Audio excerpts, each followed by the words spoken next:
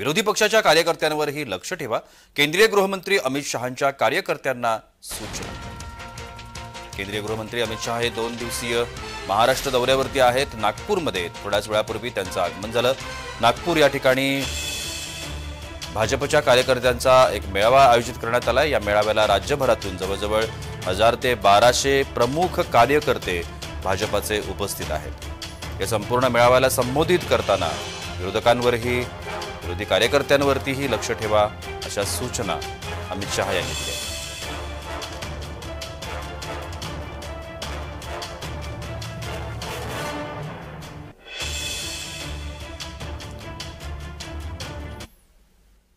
दरम्यान केंद्रीय गृहमंत्री अमित शहा यांनी अजून कोणते कोणते सल्ले दिलेत आपण पाहूया। विरोधी पक्षाच्या कार्यकर्त्यांवरही लक्ष ठेवा, असा सल्ला अमित शहा यांनी दिलाय। विरोधी पक्षांच्या संदर्भात प्रत्येक मतदारसंघामध्ये आपलं 10% मतदान वाढवा, असा सल्लाही अमित शहा यांनी दिला। उमेदवारी मिळाली नाही म्हणून नाराजी सहन करणार नाही, असा इशारा देखील अमित शहा यांनी दिलाय। दसऱ्यापासून मतदानापर्यंत आपले मतदारसंघ पिंजून काढा, असंही अमित शहांनी म्हटलंय।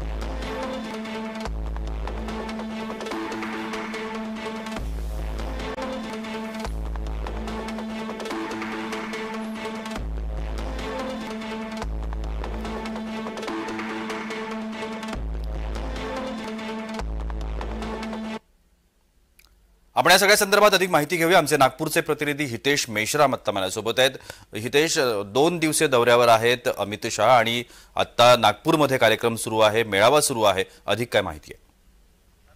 नक्कीच बघितलं गेलं तर आगामी विधानसभा निवडणुकीच्या दृष्टिकोनातून जी आहे ही कार्यकर्त्यांची बैठक होती। त्या बैठकीमध्ये अमित शहा जे आहे ते स्वतः आले होते आणि या वेळी जे आहे 1000 ते 1200 पदाधिकारी असतील किंवा मुख्य कार्यकर्ते असतील ते देखील इथे आले होते आणि त्यांना अमित शहा यांनी उपमुख्यमंत्री देवेंद्र फडणवीस यांच्यासोबत जे आहे संबोधित केलेलं आहे आणि त्यांना मार्गदर्शन देखील दिलेलं आहे। काही कान मंत्र देखील या ज्या कार्यक्रमात आहे ते देण्यात आलेले आहे। त्याच प्रकारे प्रत्येक कार्यकर्त्यांना असंही सांगण्यात आलेलं आहे की विरोधी पक्षाचे जे कार्यकर्ते असतात किंवा नेते असतात त्यांच्याकडे बूथवर देखील बारकाईने लक्ष ठेवा, त्यांच्याकडे देखील जे आहे तुम्ही लक्ष ठेवा, असं सांगण्यात आलेलं आहे। आणि या सगळ्या अनुषंगाने जे आहे अमित शहा यांनी कार्यकर्त्यांना अनेक ज्या कान मंत्र असतील ते सांगण्याचे प्रयत्न या कार्यक्रमाच्या माध्यमातून केल्याचं आपल्याला पाहायला दिसत आहे। धन्यवाद हितेश, आपण दिलेल्या या विस्तृत माहितीसाठी।